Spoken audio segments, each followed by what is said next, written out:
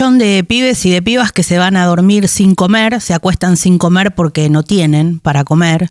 En nuestro país, donde el hambre es un crimen, el gobierno de Javier Milei tiene prioridades que son insólitas y tremendas, como es darle 100.000 millones de pesos a los servicios de inteligencia para que espíen a los argentinos y no ponen ese recurso para que ese millón de niños y de niñas coman antes de acostarse a dormir. Se constituyó la comisión bicameral que tiene que controlar el presupuesto reservado de la CIDE. Ayer, por suerte, le dijeron que no al aumento de los gastos reservados, pero ya se patinaron 80.000 millones de los 100.000 millones en unos pocos meses. ¿Qué les pasa a esta gente? Hay recursos reservados y extraordinarios para la CIDE, pero no hay para los trabajadores y para las trabajadoras, ni para los jubilados, ni para las universidades, ni para las compras de medicamentos. Y ahora en el Senado, por ejemplo, se aumentaron a 9 millones de pesos el salario. Todos se hacen los sorprendidos ahora, sobreactúan, empezando por Milei, pero lo sabía desde hace mucho y están haciendo ahora estos actings ante la indignación de la gente. Así que hoy en el Senado nuevamente se están llevando adelante estos debates en una sesión para que escuchemos argumentos, para que voten uno a uno, así por ahí entendemos mejor. Acá, donde 1 millón de chicos y de chicas se van a la cama sin poder cenar porque no tienen comida, hay un Ministerio de Capital Humano, un ministerio que conduce Sandra Petovelo y que desde que asumió tiene miles de toneladas de comida que compró el gobierno anterior y que no quiere repartir. El Poder Judicial ya les dijo, repártanlos, informen cómo lo van a hacer, háganlo ya, entreguen esos alimentos que hay pibes que tienen hambre, y el gobierno dice que no los va a entregar, que no los quiere entregar, y empiojan todo diciendo cualquier cosa, pero no entregan la comida.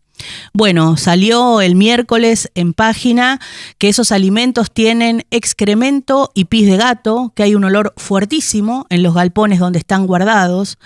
Hay más de 1 millón de nenes y de nenas que se acuestan sin cenar porque no tienen comida, y hay 5.000 toneladas de alimentos contaminadas por ineficiencia, por testarudez, por maldad, por crueldad. Por eso el hambre es un crimen.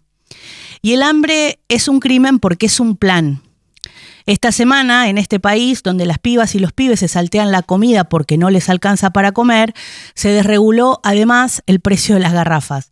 Es decir, que antes el precio tenía un tope, un precio que el Estado recomendaba. 13 millones de personas utilizan garrafa en Argentina. Para cada uno de ellos, para cada una de ellas, el gas, como para todos, es fundamental. Si vos le das vía libre y le das un estatus de simple negocio a lo que se necesita para vivir, le jodés la vida a más de 3,5 millones de familias. Más de 13 millones de personas a las que les destruís el presupuesto, les desordenás la vida entera. A quienes ya tienen la garrafa subsidiada, ahora el subsidio no les alcanza para nada. Y a los que no tienen la garrafa subsidiada, los empujás a la pobreza irremediablemente con todas estas medidas. Acá donde los pibes y las pibas se saltean la comida porque no tienen, donde el desempleo ha pasado a ser la mayor preocupación de los y las argentinas, quieren aumentar la edad jubilatoria. Son joda. Acá donde más de 1 millón de pibes no comen a la noche, aparecen datos de no creer como esto. Escuchá, Argentina es el país más caro de la región y de los más caros del mundo. Y de más está decir que los salarios no son los más altos del mundo, estamos bastante lejos de eso. Es el país en donde el 70% de los trabajadores en blanco estamos o por debajo o apenitas por encima de la canasta básica, es decir, o somos pobres o estamos cerquita. Los salarios tienen un retraso escandaloso, retraso que según el sector van desde el 13% en muchísimos de los casos hasta el 55%, por ejemplo, en el caso de las universidades. Pero ojo, esta pérdida del salario no es algo que le sale mal al gobierno de Javier Milei. No hay que perder de vista esto. La pérdida del valor relativo del salario es el plan, porque si los salarios se recuperaran y le ganaran a la inflación, se rompe el plan, sube la inflación. Hagan memoria o googleen. En el año 2001, la tasa de inflación medida por el IPC fue de menos 1,5%. Este año, además, Se viene lo que dicen todos los epidemiólogos, ya fue advertido también por el ministro de Salud de la provincia, un problema muy serio, sobre todo en el verano, que es el dengue. Es el segundo año consecutivo que en la Argentina hubo dengue todo el año. Y no se hace nada, y no se va a hacer nada, y lo peor es que no se quiere hacer nada. No hay políticas nacionales. El gobierno dice que cada provincia se arregle y se las tiene que arreglar cuando la nación les debe fortunas y ya se las están arreglando con el FONID, con el transporte, con todo lo que soltó la nación. No hay ni un spot de prevención del dengue. La pauta pública se liquidó como si se le hubiera hecho un bien a la humanidad, como si todo fuera un choreo. Y el choreo lo vemos todos los días, pero en otro lado, hasta camiones con lingotes vemos que se van. Pero nos quieren hacer creer que el choreo es que tuviéramos pauta para pasar campañas de bien público y de prevención. Que nos digan lo que hay que hacer comunitariamente, que nos muestren la defensa colectiva de lo que es de todos, la salud pública. Ni imaginemos, por supuesto, una posible pandemia como podría ser la viruela del mono, ¿para qué nos vamos a adelantar con esas cosas? Estamos en el gobierno del sálvese quien pueda. No esperemos a que nos echen una mano. No va a pasar.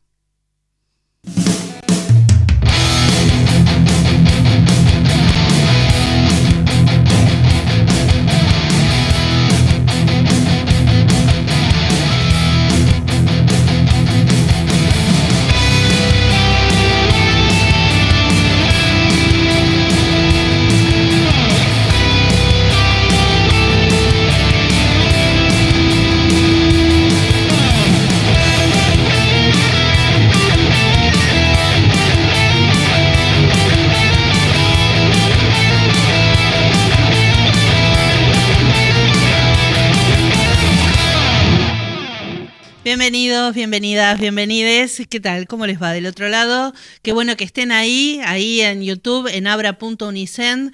También recuerden que nos pueden encontrar en todas nuestras redes sociales de la misma manera, abra.unicen. Ahí van a poder encontrar recortes, las propuestas completas que tiene nuestro canal y por supuesto en www.abratv.com.ar, la plataforma de contenidos donde además hay banda de cosas. Y el 29.1 de la TDA, que aguantamos. Sí, aguantamos estoiques. Por supuesto. TV de la TDA, TV de la buena.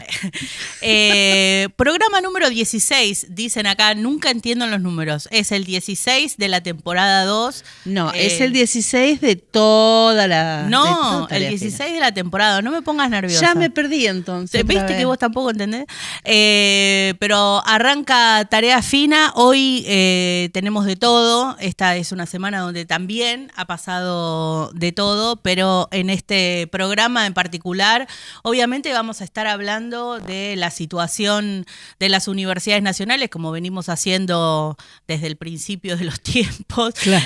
Y además tiene que ver con que acabamos de cumplir una jornada de protesta, de paro, de lucha en todas las universidades nacionales del país, nosotros y nosotras particularmente como trabajadores y trabajadoras universitarias con 48 horas de paro. También vamos a estar hablando de lo que pasó esta semana, ayer en lo particular, pero seguirá pasando a lo largo de las próximas semanas también, con lo que tiene que ver con los fondos reservados que intentaban aumentarle a la Secretaría de Inteligencia del Estado y toda esa plata que se querían... No se la aumentaron, pero ya se la gastaron. Se gastaron más de la mitad, o sea, se aumentaron 100.000 millones de pesos, pero ya se patinaron 80.000 millones a pesar de que les dijeron que no lo pueden hacer.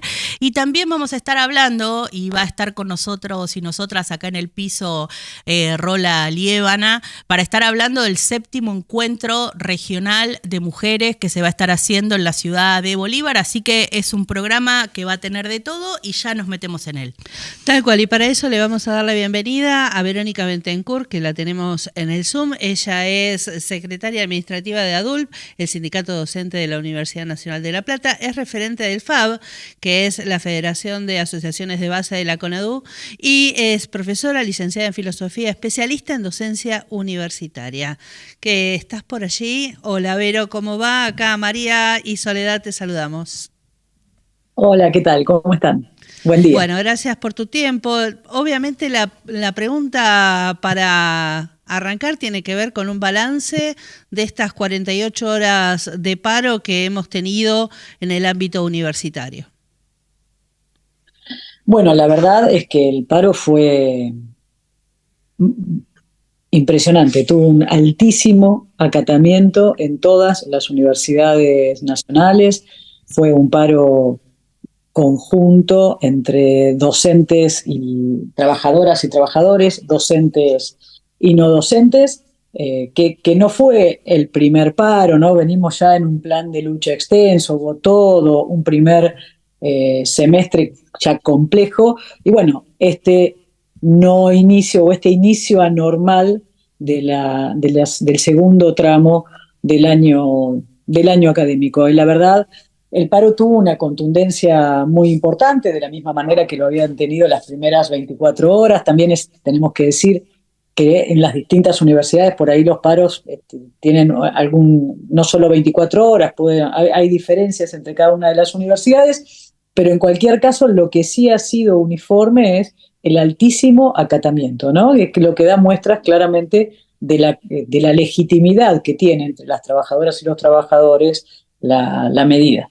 No es la primera vez que las universidades nacionales pasamos por estos ahogos presupuestarios a lo largo de diferentes gobiernos. ¿Vos pensás que este es diferente a los anteriores? ¿Por qué? Y si es así, ¿por qué, no? Sí, yo creo que sí, que es diferente.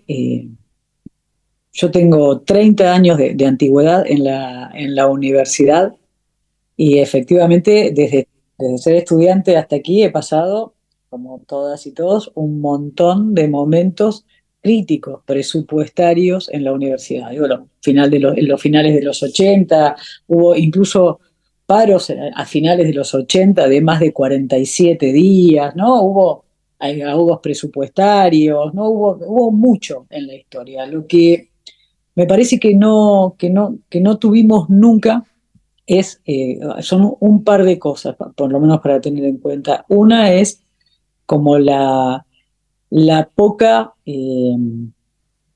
expectativa o la poca importancia que este gobierno en particular le otorga a la universidad pública, ¿no? Eso sí que no se ha visto nunca.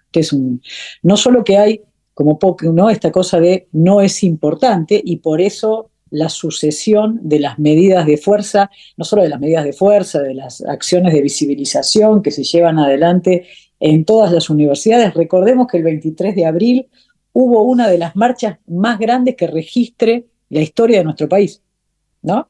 Más de 1 millón de personas movilizadas en todo el país. No hubo ninguna respuesta del gobierno frente a esto. Eso lo que muestra claramente es la importancia que tiene en la agenda de gobierno la universidad pública. Ustedes decían mientras presentaban el programa que ayer, bueno, el gobierno tuvo afortunadamente un duro revés en la Cámara de Diputados cuando se rechazan los fondos reservados para la CIDE. Ahora, para eso hay fondos. Claro. No hubo ningún inconveniente. No solo no hubo inconveniente, sino que ya están gastados. Para las universidades públicas no. Te quería preguntar a ese respecto, porque con Sole la semana pasada estuvimos entrevistando a Dania Tabela después de que se hizo la presentación del proyecto que busca de algún modo resolver el financiamiento de las universidades a través de una ley, y también el tema de los salarios de los y de las trabajadoras y trabajadores universitarios. En principio quería preguntarte qué opinás de ese proyecto que ya tiene media sanción en diputado, que tiene que ser tratado en el Senado, y sobre todo preguntarte en la expectativa, esto que vos decías de la falta de interés del gobierno nacional, de que si llegase a suceder, que se resuelve a través de esta ley este conflicto, para decirlo de algún modo, si el presidente, como ha venido advirtiendo con otras cosas, como por ejemplo la recomposición del monto que va a jubilados, lo vetaría. ¿Qué te parece? ¿Cuál podría llegar a ser la situación en ese contexto? Bueno, lo primero que quería decir también es que no solo hay desinterés, sino que hay un ataque a la universidad Sí, pública y sí. esto tampoco, ¿no? Porque ahora como decís, bueno, Daña Tabela fue secretaria de Políticas Universitarias en el gobierno de Macri, una docente que ahora es diputada, pero tiene toda una trayectoria, un desarrollo, ha sido vicerrectora de una universidad pública, ¿no? Las diferencias que se puedan tener políticas ideológicas nunca estuvieron puestas en este punto, en la importancia, la relevancia. Acá, además de la no importancia, hay un ataque sistemático y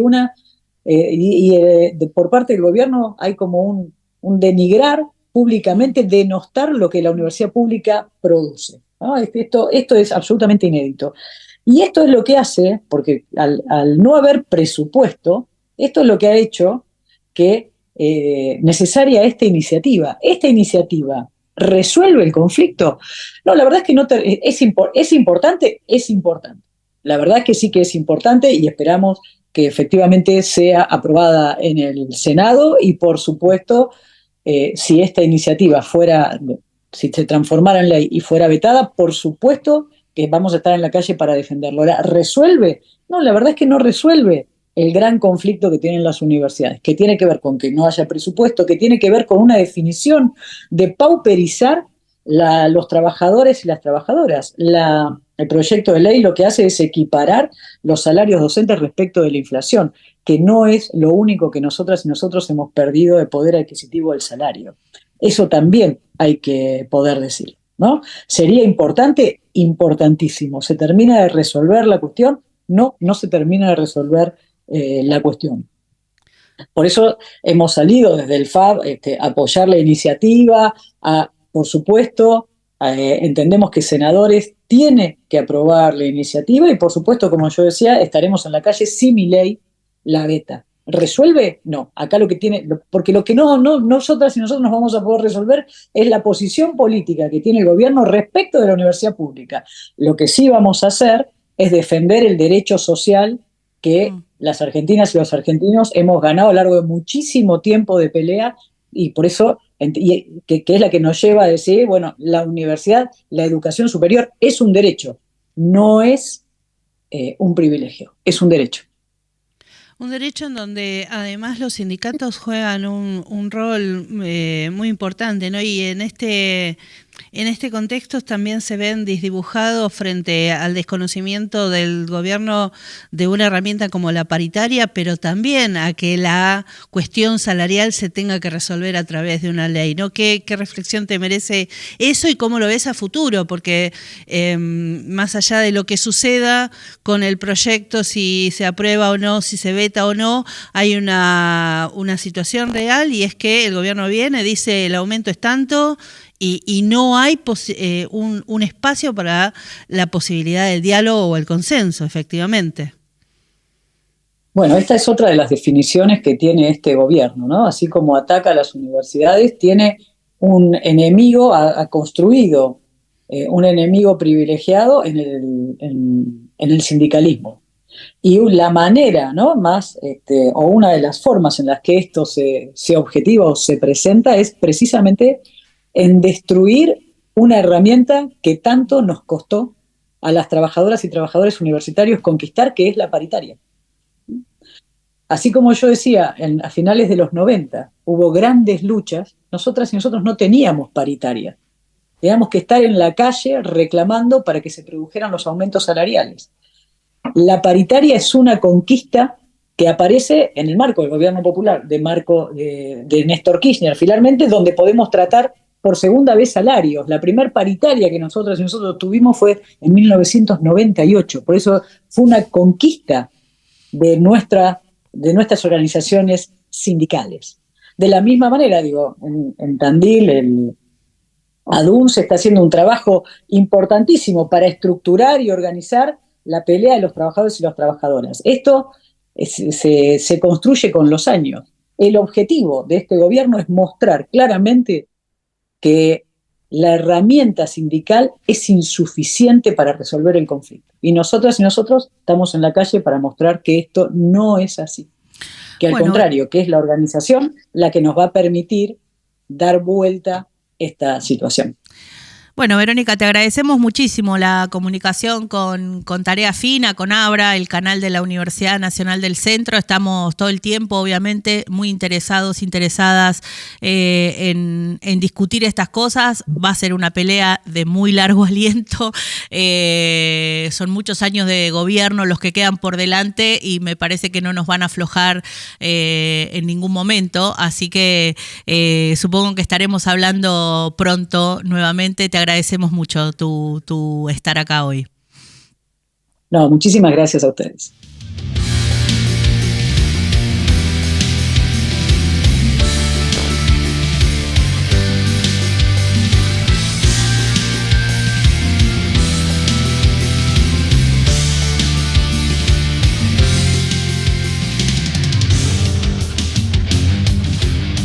La fuga que se produce en agosto del 72 lleva a un pequeño grupo a poder tomar un avión en el aeropuerto de Trelew y dirigirse a Chile. Son los máximos jefes de las organizaciones guerrilleras. En cambio, la gran mayoría de los que pensaban partir con ellos, militantes de las organizaciones guerrilleras revolucionarias, se quedan en la cárcel. A los 2 días, algunos de los que habían sido detenidos en la fuga y que eran militantes de las organizaciones guerrilleras mencionadas,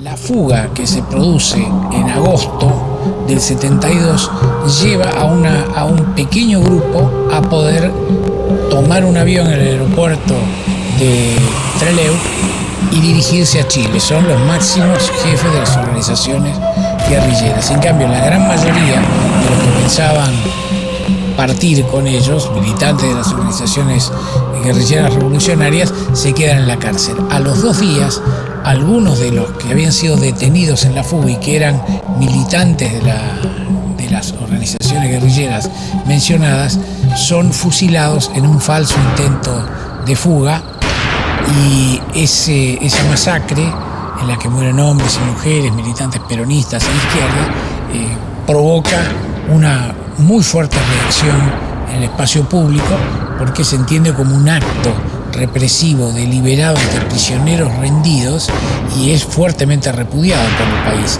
Lo que hubo es un respaldo, un direccionamiento para enseñar a los demás que si no se sometían a las posiciones de la dictadura, lo que se iba a suceder era un juego de masacre. De alguna manera creo que esto insinuaba lo que iba a venir en el 76.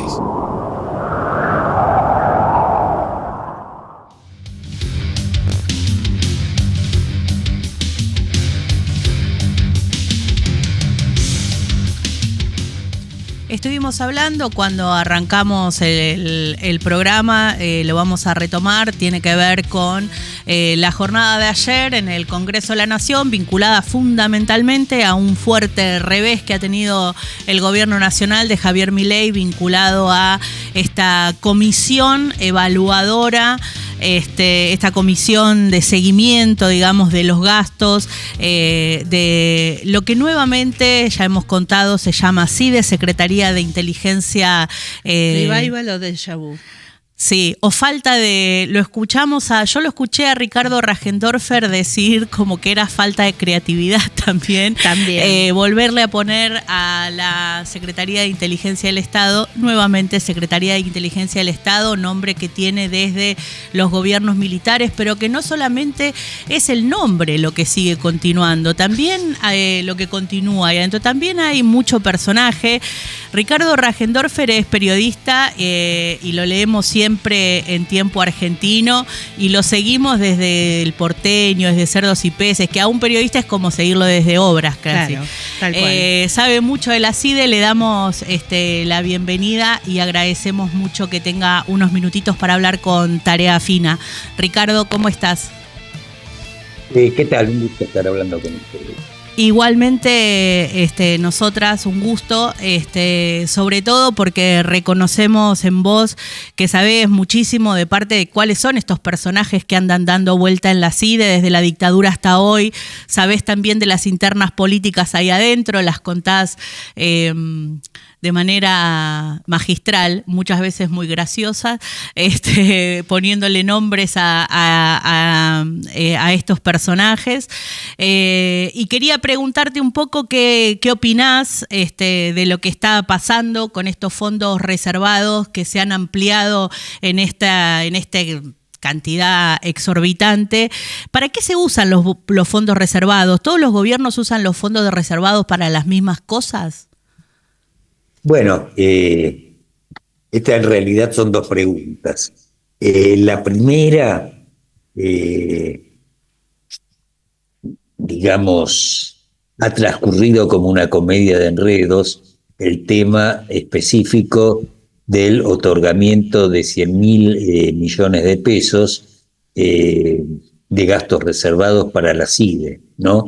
Ha transcurrido como una comedia de enredos porque en los últimos días se filtró la información de que de ese dinero que ya había sido otorgado, ya se gastaron aproximadamente 80.000 millones de pesos, lo cual temporalmente fue, diríase, lícito, puesto que aún el debate para rechazar o aprobar ese presupuesto no se había producido, el debate parlamentario me refiero, el debate en diputados, ¿no? Uh-huh. Pero a partir de que ayer, entonces eso entra en vigencia, como muchos de los ítems del DNU, del mega DNU que Milei había firmado a principio de su gestión y que en ese caso sí fueron aprobados por las comisiones, por el Parlamento, ¿no? Acá no, en consecuencia ahora se las ven en figurillas porque cómo justifican ese gasto de 80.000 millones de pesos que a la postre no han sido autorizados, por un lado. Por otro lado, los gastos reservados de la CIDE son parte del beneficio del secreto del cual goza ese organismo, ¿no? Y sirve para financiar cualquier cosa espuria que se le ocurra, desde operaciones hasta extorsiones, pasando por coimas y pasando por la financiación de operaciones clandestinas, etcétera, etcétera, etcétera. Basta recordar, por ejemplo, que durante la década del 90, los gastos reservados que en esa época gozaba la CIDE, fueron utilizados, por ejemplo, para pagarle $400.000 a Carlos Tejendín, por entonces el principal acusado del atentado a la AMIA, a cambio de engarronar a un grupo de policías bonaerenses que, dicho sea de paso, estuvieron 119 meses en prisión hasta que se descubrió o saltó a la luz su ajenidad a las cosas que le acusaban. Ese encubrimiento en el caso AMIA se hizo entonces con gastos reservados de la entonces Secretaría de Inteligencia del Estado. Sí, con gastos reservados y además con el concurso real de la Secretaría de Inteligencia del Estado, puesto que Galeano, quien urdió esa maniobra de encubrimiento, contó con, valga la redundancia, los servicios de un sector de la CIDE que se llamaba Sala Patria y que estaba encabezado por Patricio Finen, y Alejandro Brusón. Patricio Finen ahora está preso, pero no por eso, sino por delito de lesa humanidad, y Alejandro Brusón ya ya pasó a mejor vida. Cuando cae ese sector, asciende a la suma del poder de la CIDE, otro sector que se llamaba Grupo Estados Unidos, por la calle en la cual tenían su cueva, encabezados por Stiuso. En ese sentido, el cambio de paradigma investigativo fue el abandono de la pista policial, o sea, de la pista que engarronó a estos policías encabezados por Juan José Rivelli, como ya dije, y el nacimiento de la hipótesis iraní del atentado.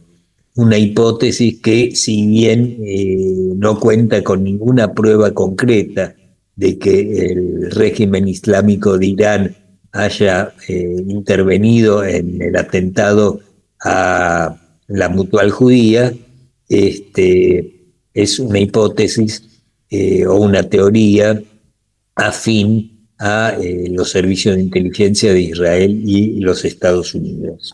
La definición durante el gobierno de Cristina Fernández de Kirchner de cambiarle el nombre a la CIDE por AFI, hoy vuelve de AFI a CIDE, es un cambio de nombre que busca, bueno, el gobierno de Javier Milei hace bastante estas cosas, ¿no? De como algunas cuestiones simbólicas para poner ahí dejar ver una idea respecto de lo que opina de determinadas cosas. ¿Es simplemente un cambio de nombre o hay también adentro de la estructura de la Secretaría de Inteligencia algún cambio que vayamos a ver?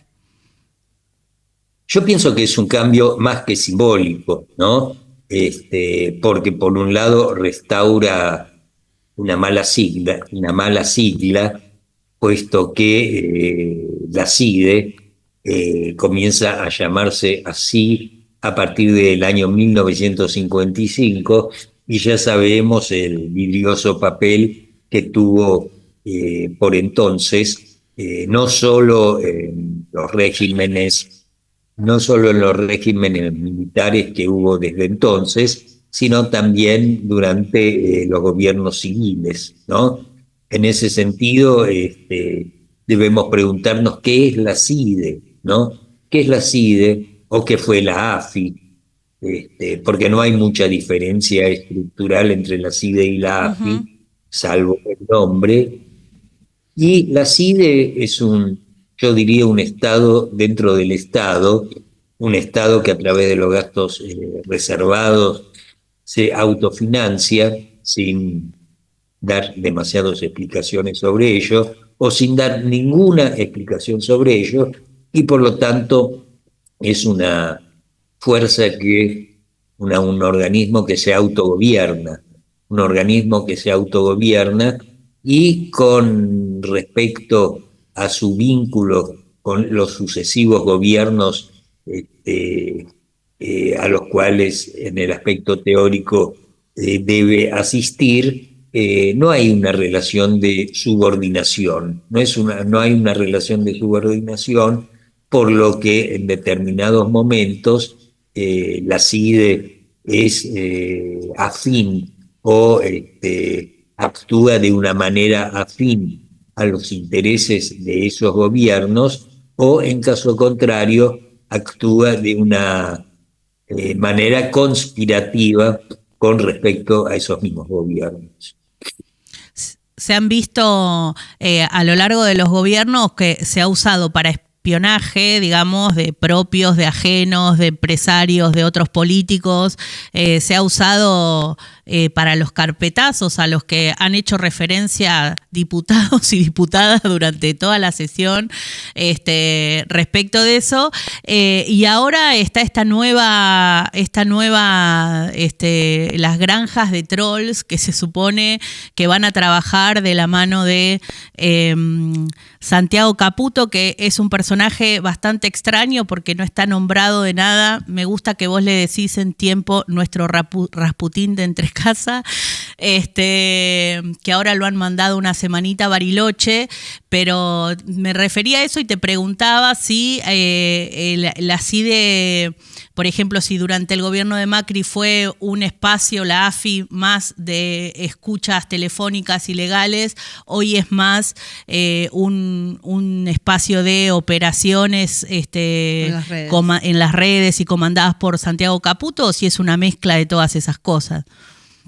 Mira, es un poco una mezcla de todas esas cosas, pero hay que especificar el modus operandi que tuvo, por ejemplo, la AFI, en ese momento se llamaba la AFI, durante el régimen macrista, que con todas esas cosas que vos señalaste, apuntaba al espionaje y a la persecución de dirigentes opositores, de exfuncionarios del gobierno de Cristina y de Néstor Kirchner, y también a la persecución de empresarios rivales en el marco de la Lawfare.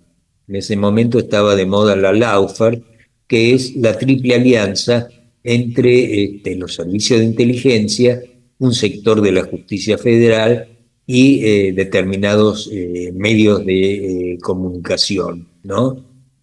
Ahora, el paradigma, diríase, libertario de la actual CIDE se subió, se podría decir, a la oleada tecnológica que en la actualidad impera, de algún modo acentuando el rol de las redes sociales, los carpetazos, etcétera, etcétera, etcétera. Fíjate vos que el primer escándalo que tuvo la CIDE, que en ese momento todavía no había cambiado de nombre, durante el gobierno de Milei, fue la súbita renuncia de Pose, que era el hombre fuerte del gabinete, del jefe de gabinete, quien se dedicó, entre otras cosas, a espiar a los propios funcionarios del régimen actual, y no solo eso, sino que además tuvo el poco tino de confesarlo. Eso sucedió, no sé si se acuerdan. Sí, con Petovelo. Con Petovelo. Petovelo había perpetrado una escapadita con alguien de sexo masculino a Punta del Este, en el mayor de los secretos, y en esa reunión de gabinete a Pose no se le ocurre decir otra cosa que ¿la pasaste bien en Punta del Este? ¿No? Digamos, fue Ricardo, su última frase dentro de su gestión. Ricardo, me gustaría preguntarte por dónde crees que pasa lo más peligroso en la congruencia entre los intereses de la CIDE, los intereses del gobierno y la disponibilidad de fondos que le puede otorgar el gobierno a la CIDE. ¿Dónde está el punto neurálgico y más peligroso para nuestra democracia? Mira, ya de por sí ese organismo es un punto bastante vidrioso de nuestra democracia, precisamente por lo que contaba antes. También es un punto vidrioso para los sucesivos gobiernos, y acá incluyo desde luego al de Milei, y también es riesgoso para la dirigencia opositora. Yo pienso que la masiva votación ayer en la Cámara de Diputados, creo que fue 156 votos en contra de los gastos reservados, unos 31 o algo así a favor y 6 abstenciones, fue una cosa muy significativa, porque yo pienso que algunos bloques, por ejemplo del PRO, votaron en contra, al igual que Unión por la Patria, etcétera, etcétera, etcétera, pero en este caso en particular en defensa propia, porque, digamos, saben que la CIDE los monitorea también a ellos. Ricardo, muchísimas gracias por tu comunicación con Tarea Fina hoy. ¿Te parece que el Congreso puede poner límites a la CIDE? Por ahora se lo está poniendo, por ahora se lo está poniendo. Es una historia en pleno desarrollo, en la cual no sabemos cómo va a terminar todo esto, ¿no? De hecho, en la Cámara de Diputados no solo se verificó ese control, sino que también en la Cámara de Senadores la elección de Martín Lustó como titular de la bicameral de inteligencia también significó un mal paso para el régimen libertario. Muchísimas gracias, Ricardo. Gracias. Les mando un abrazo. Abrazo para vos.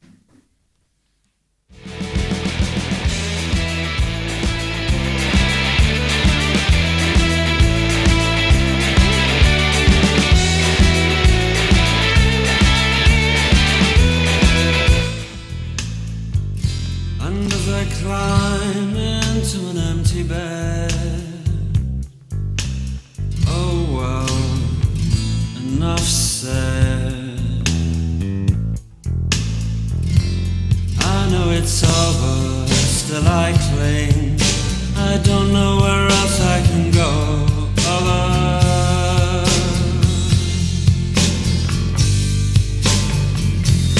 Oh mother, I can feel the soil falling over my head.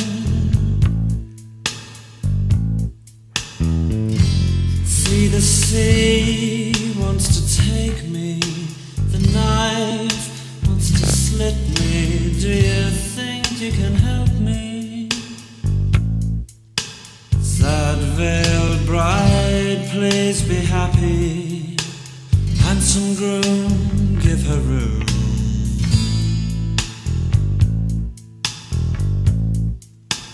Loud, loutish lover, treat her kindly, though she needs you more than she loves you.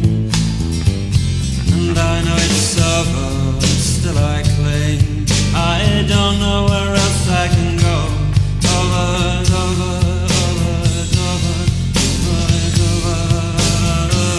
I know it's over, and it never really began, but in my heart it was so real. And you even spoke to me and said, if you're so funny, then why are you on your own tonight? And if you're so clever, then why are you on your own tonight? If you're so very entertaining, then why are you on your own tonight? If you're so very good looking, why do you sleep alone tonight? I know, 'cause tonight is just like any other night. That's why you're on your own tonight.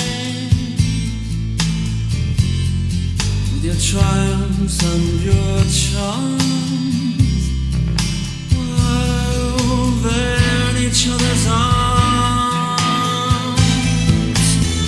It's so easy to laugh, it's so easy to hate. It takes strength to be gentle and kind. Over, over, over, over. It's so easy to laugh, it's so easy to hate. It takes guts to be gentle and kind. Over, over.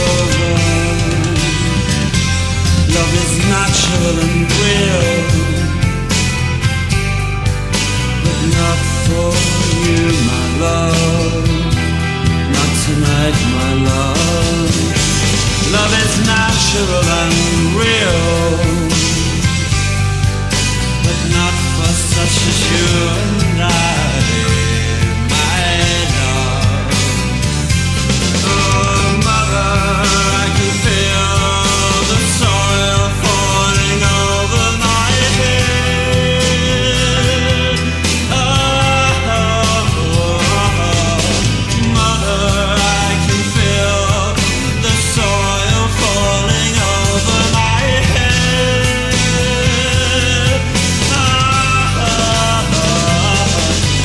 Mother, I can feel the soil falling over my head. Mother, I can feel the soil falling over my head. Oh, mother, I can feel the soil falling over my head.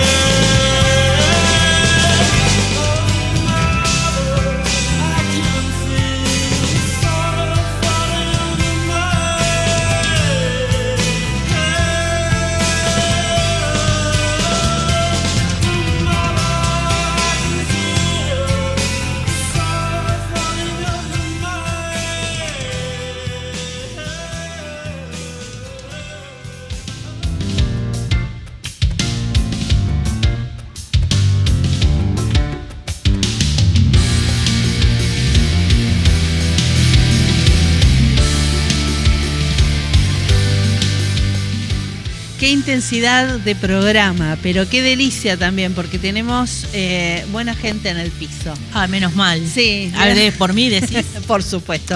María, gracias. por supuesto, un placer cada jueves, pero sobre todo sí, además nos damos la chance de tener amigas invitadas, amigues invitadas aquí en el piso de Tarea Fina para hablar de lo que se viene, el encuentro regional de mujeres y diversidades en la ciudad de Bolívar, acá nomás, muy cerquita. Bueno, no es tan cerca, pero sí más cerca que más que cerca otra. que Trelew, ponele, es. Claramente. Le vamos a dar la bienvenida a la referenta de Mala Junta Tandil, Rocío Líbana. La rola para todas. Bueno, ¿Cómo muchas estás? gracias. Una alegría siempre venir acá.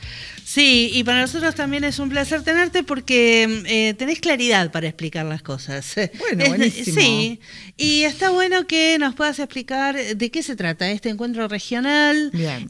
Yo recuerdo que el primero que se hizo acá en Tandil y yo vine desde Olavarría. Sí, el primero que se hizo, en realidad el primero, hubo algunos provinciales antes, porque después nos avisaron también las feministas, decimos las feministas más grandes, que ya existían los encuentros regionales, pero cuando se reactualizaron en esta nueva camada, fue en una plaza, digamos, fue de un día, fue en la Plaza de los Troncos, y después nos entusiasmamos y ya lo hicimos como un poco más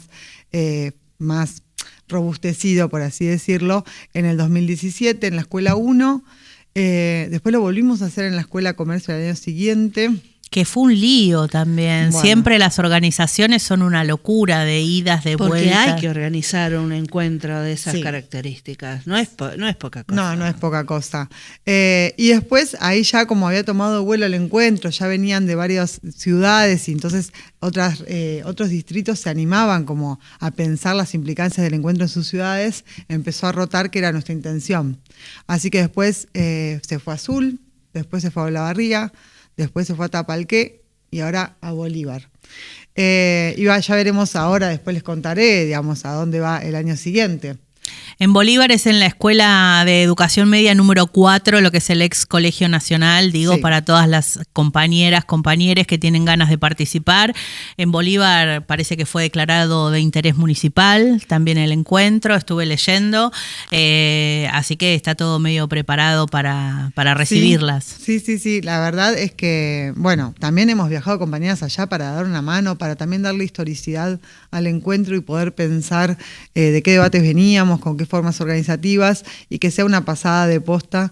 Así que la realidad es que estos encuentros, además de ir actualizando debates, también van fortaleciendo al entramado de organizaciones a nivel local, porque después de generar semejante trabajo, hay un entramado más propio, más local, que queda fortalecido. Así que, y que también regional, digamos, la realidad es que las feministas de la región nos conocemos, por suerte, y tiene que ver un poco con este camino recorrido. Arrancan tempranito, porque es este sábado. Contanos sábado un poco qué es lo que va a pasar a lo largo de la jornada del sábado. Bien, bueno, el sábado, como todo encuentro, tiene su panel de apertura, en donde se comparte también cuál es la expectativa con respecto a ese encuentro. Después decidió la comisión organizadora generar un pañuelazo también, digamos, como hecho político concreto de resistencia, de poner en valor la marea verde y de mostrarnos en un punto activas con respecto a la amenaza constante, ¿no? De avanzar sobre el derecho a la interrupción voluntaria de embarazo. Y después ya va a haber, teatro y talleres. Los talleres, ya saben, como siempre decimos, son el corazón de los encuentros. Es como No, pero hay que decir, el público se renueva, quería decir. Sí, claramente. Hay que decirlo, hay que contar un poco de qué se trata los talleres. Hay Bien. un montón de gente que no ha participado de Claro. talleres en el marco de encuentros y la verdad que es una cosa increíble y está bueno que lo cuentes. Nosotros siempre decimos que el feminismo tiene una metodología de trabajo que ha llevado a que no solo persista y los encuentros nacionales, ahora llamados plurinacionales, crezcan exponencialmente, que tiene que ver con la posibilidad de generar debates muy diversos en lo que llamamos cada uno de los talleres para poder pensar cómo atravesamos diferentes problemáticas sociales como mujeres y disidencias. Entonces, la realidad es que eso genera una posibilidad de participación horizontal, donde solamente quien coordina tira unas preguntas disparadoras, que son las que convocan a ese taller en particular, y después se toma en un punto registro de los distintos debates que se dieron y se comentan al final del encuentro. Obviamente en el plurinacional son 3 instancias durante todo el fin de semana, en este caso es una versión como acortada. Este encuentro es de un solo día, hubo encuentros que han sido de 2, obviamente que tener 2 días da profundidad a algunos debates, a la posibilidad de más paneles. Veremos cómo se va actualizando para otros años.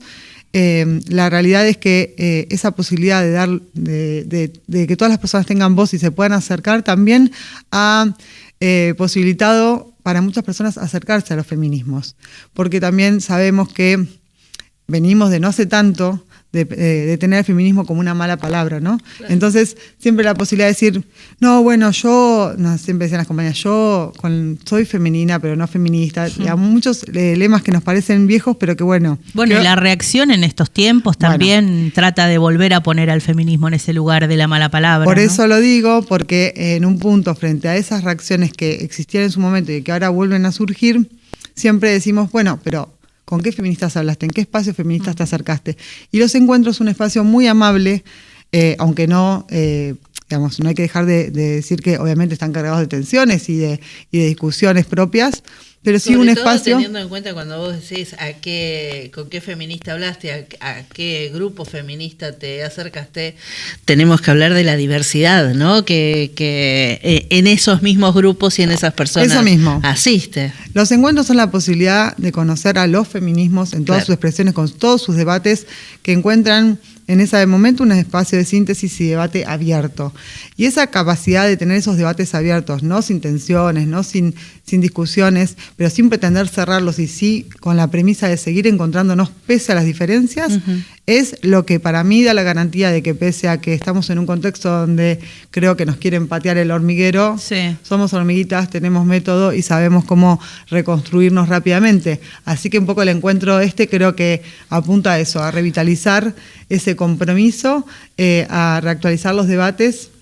A mí me gustaría pasar una lectura medio rápida de los talleres, porque son 14, lo tengo acá para compartir con ustedes, son 14 los talleres que hay, como para que más o menos quienes nos están escuchando y nunca participaron de los talleres, entiendan un poco de qué va, cuáles son las discusiones políticas que se van dando adentro de los talleres. Uno tiene que ver con la participación política en clave feminista justamente. El segundo taller es sobre economía popular. Hay otro de transformando el trabajo. Hay otro que está vinculado con el feminismo sindical y el sindicalismo feminista.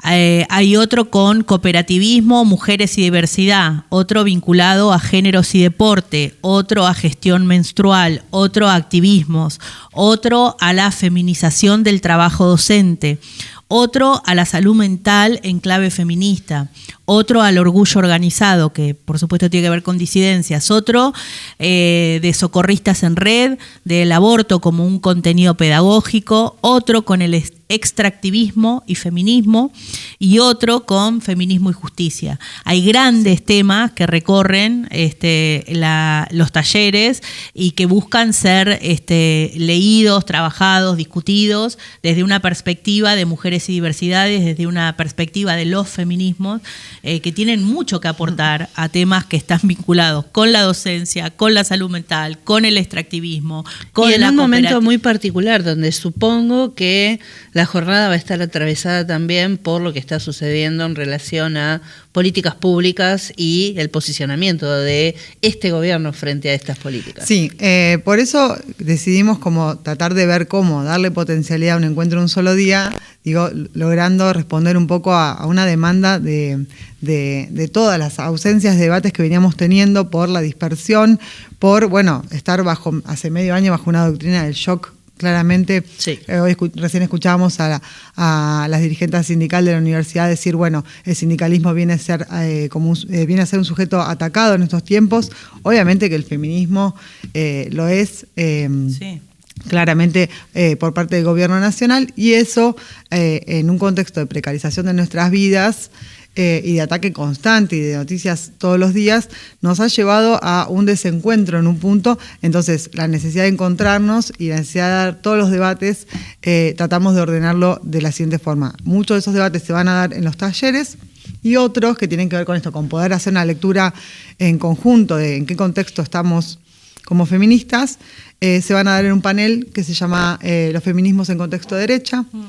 Va a haber una intervención de compañeras socorristas para poder pensar la implementación de la IBE en la región. La idea, voy a decir algo, la idea de los encuentros regionales no es solamente posibilitar a quienes no llegan a veces a los encuentros plurinacionales, sino también la idea es dar los debates de forma situacional. Claro. O sea, poder dar cuenta en la región de cuál es la situación con respecto a diferentes temas. También va a haber una compañera sindicalista pudiendo pensar la feminización de la pobreza, la economía popular, y también voy a estar participando pudiendo pensar en un punto el contexto de avanzada a la derecha, las implicancias en los feminismos, y en un punto el correlato con el desmantelamiento de las políticas públicas en torno a la igualdad y a la diversidad. Sí, porque un poco me parece que la pregunta y en lo que estamos pensando todas y todos es cuál es la agenda de los feminismos en un contexto tan avasallante como mínimo. Tan porque vuelve a ponerse en discusión. Hoy arrancábamos el programa poniendo en debate todas estas cosas que no nos alcanza para comer. Hay pibes y pibas que se acuestan sin comer porque no tienen comida. La situación es tremenda, y mucha de esa pobreza, impacta de manera diferencial en mujeres y disidencias. Entonces me pregunto, en situaciones como esta, ¿cómo pensar una agenda de trabajo y de intervención cuando pareciera que todo está atacado? Implosionado. Sí, un poco creo que lo que apuntamos es poder, por lo menos, darnos un debate abierto sobre la lectura que hacemos sobre también la narrativa y la construcción de la lectura que se hace de los feminismos, no dentro de los feminismos, sino hacia los feminismos. Y este panel creo que va a ser la posibilidad de, por lo menos, balancear algunos procesos, ¿no? Me parece que esto que estábamos diciendo para los feminismos es claro, es lo que decimos los 8 de marzo hace muchos años en la calle, ¿no? La feminización de la pobreza. Sin embargo, el ataque hacia los feminismos tienen que ver con, se han pasado 6 pueblos, claro, han dado una batalla cultural que no tiene nada que ver con la realidad del pueblo, como si no estuviéramos diciendo hace muchos años estos mismos elementos, claro, ¿no? Que las desigualdades de género claramente también están atravesadas con la desigualdad de clase y todas las implicancias que eso tiene en cada persona en particular. Y la realidad es que me parece que es necesario poder decirnos, poder dar cuenta incluso de ese entrecruzamiento que tenemos en los feminismos entre los activismos totalmente genuinos de salir a bancar la olla y salir a armar un entramado social para resolver lo cotidiano, y los feminismos también que han encontrado en la academia la posibilidad, por ejemplo, de explicar estas desigualdades, y ese debate en los encuentros es un encuentro muy fructífero, porque revitaliza a cada una de las militancias que llevamos a cabo en el cotidiano, y con esos elementos es que podemos decir, por ejemplo, que las políticas de reconocimiento hacia las minorías sexuales, de las políticas de reconocimiento de derechos civiles que hemos tenido en nuestro país, podemos pensar en el matrimonio igualitario, claro, la identidad de género, el derecho a derechos reproductivos y no reproductivos, el avance en materia de esos derechos, que además es una agenda internacional, claramente hemos sabido construirla, no tiene por qué para nada ir en detrimento de políticas de redistribución, ¿no? Claro. Son planteos que han hecho teóricas. ¿Por qué te parece que sucede eso, que pasa esta reacción atacando a los feminismos cuando lo que está pasando es claramente otra cosa? O sea, las feministas tienen la culpa de todo. Es una trampa narrativa. Alberto. Es una trampa narrativa en la que nos han metido, por eso está bueno poder encontrarnos y decirlo. Volver a recordar esto. Claro. No nos pasamos 6 pueblos. Acá faltaron políticas de redistribución de ingresos y no somos nosotras las responsables de eso. No, claramente. Me parece que tiene que ver con que los feminismos en un punto como proyecto más integrador, por lo menos gran parte de esos feminismos, pensamos en la necesidad intrínseca de la igualdad y la igualdad de clase, con las consecuencias, con las consecuentes políticas de redistribución de ingresos, algunos llaman de justicia social. Hay zonas muy zurdas. Hay otras que pensamos que también el feminismo como proyecto puede ser incluso más revolucionario, sí, en sentidos de horizonte. ¿Viste? Y entonces, en ese sentido, poder atacar de forma como estrategia central por parte de las derechas a los feminismos es también la forma de socavar procesos de democratización más profundos. Entonces yo creo que resuelven de esa forma y además nos entrampan internamente, porque de repente nos comemos la curva internamente en los espacios, en cualquiera de las dos veredas, y con los hechos sucedidos esta última semana más entrampada está la cuestión, así que con más razón tenemos que volver a los debates presenciales, tenemos que volver a masticar de forma colectiva las diferentes trampas en las que nos pone el heterosis patriarcado capitalista que decimos. Che, ¿y con qué expectativas están? ¿Cómo se imaginan? Me imagino que va a haber colectivos, que va a haber alguna posibilidad de ir en conjunto. ¿Cómo viene eso? ¿Están viniendo muchas mujeres? ¿No? Bueno, la verdad es que en la región por lo menos hay varios espacios o localidades que ya se están organizando en colectivo. Nosotros también lo estamos haciendo. Todavía hay lugares libres, así que si alguien quiere... ¿Dónde pueden nos puede escribir a las redes al Instagram de Mala Junta, Tandil. De otras localidades también viajan de forma colectiva, también un poco porque este año el encuentro plurinacional es en Jujuy, se torna bastante inaccesible para la región, así que en esos contextos los encuentros regionales incluso toman mayor masividad, y también la expectativa es es la revitalización del movimiento. Personalmente tengo muchísima expectativa en este encuentro, porque creo que necesitamos básicamente no solo salir de los activismos más de las redes, sino necesitamos dar los debates de forma abierta. Encontrarnos, ¿no? Poder vernos cara a cara y ahí encontrar por ahí una respuesta que nos está faltando, una palabra que nos completa el diálogo. Sí, incluso, para poder transitar las diferencias y también pero para saldar vacíos, me parece. Creo que hay falsas dicotomías, incluso entre las apuestas institucionales y los activismos no partidarios, y a veces las coincidencias son muchísimo más que las diferencias. Entonces, poder saldar esos vacíos en estos desencuentros entre pandemia, dispersión, ataques hacia el movimiento, un repliegue a veces personal, pero también tiene que ver, vuelvo sobre lo mismo, no es por una cuestión ideológica, sino por un miedo que se instala en la persecución constante, política, sindical, a cualquier organización colectiva, y otro poco la precariedad de la vida, ¿no? En ese contexto nosotros decimos, con más razón hay que reapostar al encuentro, al debate abierto, a no tenerle miedo a las diferencias, inclusive, a poder plantear diferencias. Sobre cada punto, sobre cada uno de esos talleres, seguro que hay un montón de diferencias que se van a poner en juego ahí, y a veces creen que tenemos más coincidencias. No, hoy estamos enfrentando un debate abierto en torno a la violencia por motivos de género, por ejemplo, y ahí hay muchísimas aristas a indagar, hay planteos muy distintos. Y nosotros tenemos ganas de decirnos esas cosas, ¿no? Decir, ¿qué nos pasa con las reacciones punitivistas en torno a la violencia por motivos de género? ¿Qué nos pasa con el silencio frente al desmantelamiento de algunas políticas públicas? ¿O qué nos pasa con lo que existió y nos pareció poco o nos pareció mejorable? Porque la realidad es que esa es nuestra historia. Y si nosotros no partimos desde ese punto de lo que sí habíamos logrado avanzar y decimos, ¿cómo salimos a dar más batalla? Nosotros estamos abandonando nuestra historia. Entonces me parece que un poco en este encuentro, por lo menos en lo personal, se ponen muchísimas expectativas de poder reencontrarnos después de algunos desencuentros. Buenísimo, Rola, muchas gracias por estar acá en Tarea Fina, que sea buen encuentro el sábado, y seguramente vamos a estar hablando para que después vengan y nos cuenten, compañeras, vos misma, qué fue lo que pasó entonces el sábado.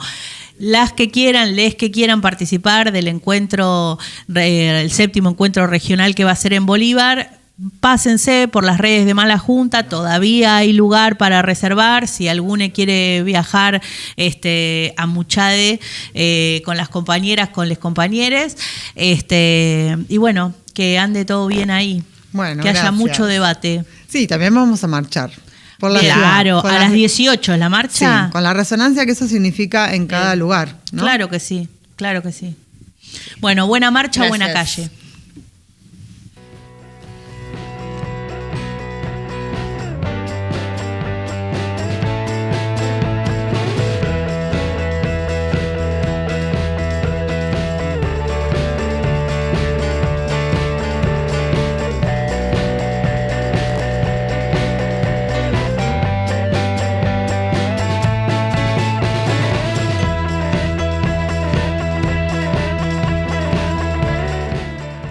Bueno, estamos llegando al fin de este programa. No sabemos qué es lo que va a pasar porque ya saben que en el día que sale Tarea Fina el Congreso siempre está reunido, siempre se está juntando, así que pasa seguramente lo vamos a contar el jueves que viene a las 7 de la tarde por YouTube y en el 29.1 Pero de si la tenemos TDA. suerte, hoy otro día, digo si tenemos suerte por el tipo de temas que se tratan, ¿no? Hoy otro día negro va a ser en el Congreso de la Nación para el gobierno de Javier Milei, porque parece que Villarroel ha habilitado a que se debata algo, o sea, que se pueda poner sobre tablas un proyecto de Unión por la Patria que busca limitar los sueldos de los 3 poderes, después de toda esta locura que empezaron. Hay divorcio total ahí, no hemos hablado No sé si hay divorcio total.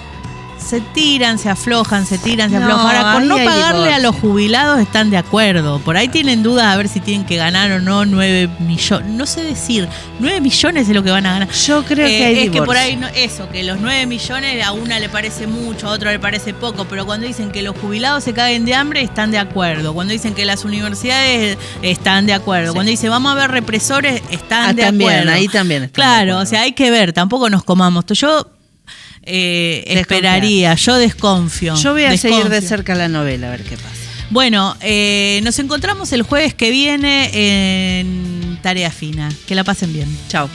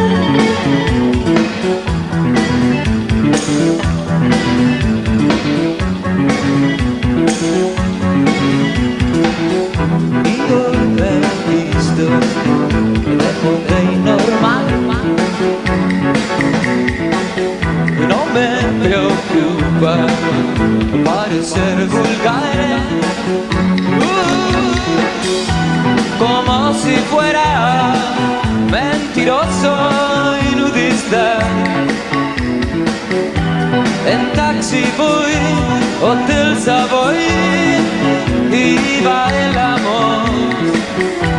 Y ya no sé si es hoy, ayer o mañana.